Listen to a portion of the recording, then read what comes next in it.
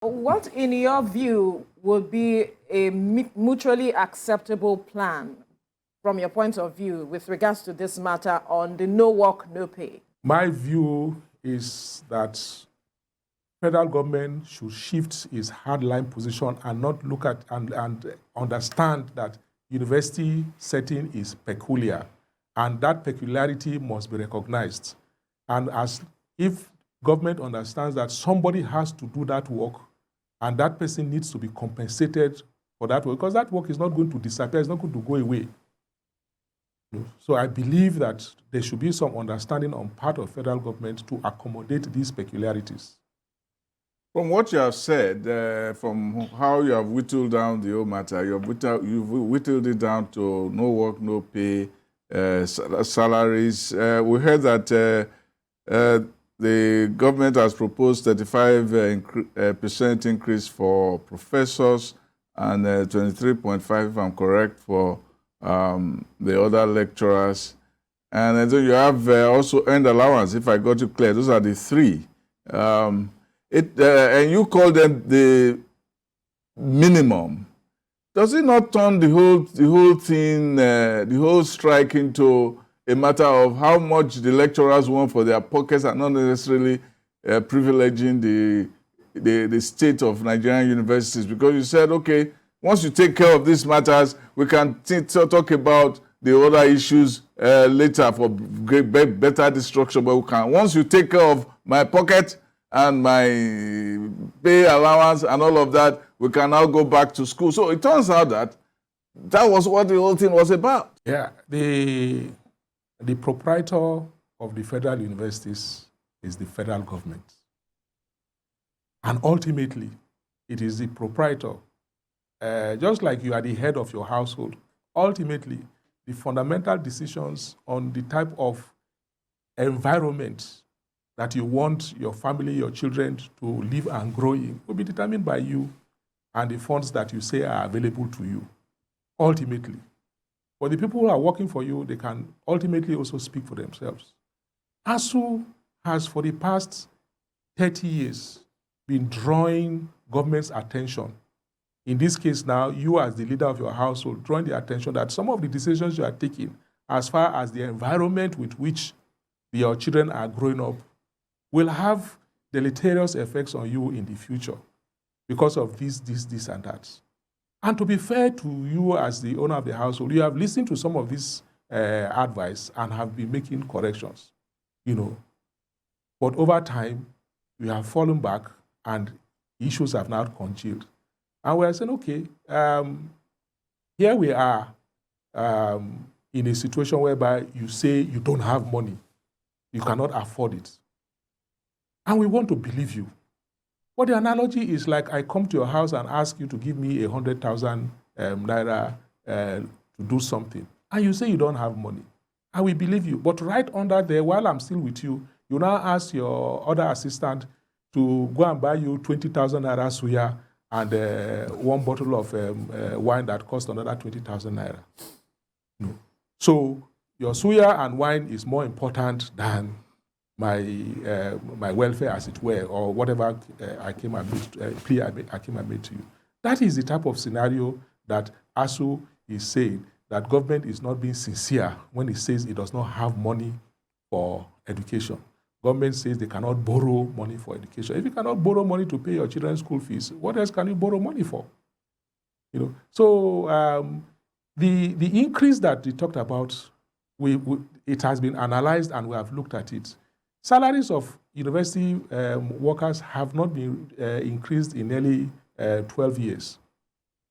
And after that 12-year period, you now come and pay and add 50, 60,000 to the take-home salary, because what ends up in your as your take-home pay is what we are talking about here now.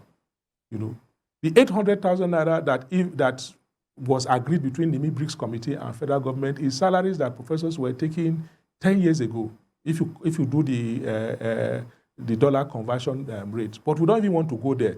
Give us what we think is reasonable and fair. Give the university professors, you imagine a vice chancellor of a Nigerian university taking home 700,000 naira a month. The Vice Chancellor of University of Lagos, right there, call him and ask him how much is his take-home salary. 700,000 naira a month.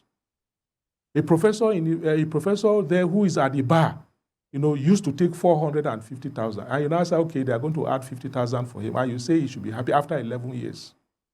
So these are some of the contending issues that we're saying, in addition to the functioning of the university system, the way it operates.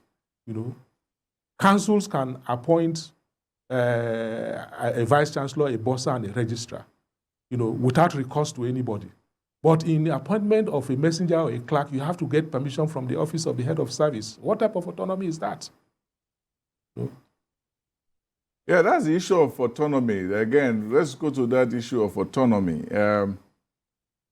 The vice chancellor, former vice chancellor of University of Technology, Mina, Tuko Sad, has said that universities have the autonomy and that they have not really exercised the courage of their own privilege by amassing the enormous potential of the universities to make money for themselves and not to wait for the minister or so to decide for them what to do, and that the council itself is made up of more people who are members of ASUU than people from government, and that the ASUU itself, the government and the VCs, they have the powers to make the universities what they want. And you keep distracting yourself saying the government is stealing money and so on, rather than face up how you can build your own universities and use your own goodwill, make money, and then the federal government cannot stop you from making money. It's understandable, some of those points that former VC has made, but we need to contextualize it. You have the law that is clear as far as autonomy issues are concerned on the one side. You have the regulatory agencies, the National Universities Commission in this case. Then you have other agencies of government that through third-party legislation, circulars and things like that, that constrain some of your decisions. So on the one hand, the autonomy we're talking about, the law establishing university says you can manage your finances. On the other hand, Office of the Accountant General says for your salary bill of all your workers, you have to get clearance. It has to be paid from a single source. The Office of the Head of Service says you cannot recruit anybody except you get clearance from me. The Federal Character Commission says you cannot recruit anybody. And all these are basing their decisions on circulars and legislations that they are empowered to do so. You are a vice chancellor, your governing council, you cannot enter a lease agreement with any party if that lease agreement is going to extend over 22 years. You have to go and get approval from the visitor of the university. So you have autonomy autonomy we're talking about has to be situated into a context. And that context is such that you don't have the power, for example, to introduce tuition fees. The fees that they say they are paid in federal universities are user charges. We have said that over and over and over again. And even in the context of these user charges, the National Assembly, when they come for oversight functions, interpret user charges as revenue and tell you that the law says, the Fiscal Responsibility Act says, whatever revenue that is coming to any government agency, 25% of it must be remitted to the National Assembly as their own contribution. So when they say it is universities that are not exercising their autonomy, we have to contextualize it within this wider framework that we're talking about. And that is why we were saying that that conversation must be had. Let us reopen the universities, let our students come back, let us salvage whatever is left of the academic sessions, and then we'll now sit down and have this brutally frank conversation about the nature and character of our university system, especially within the context of governance and autonomy.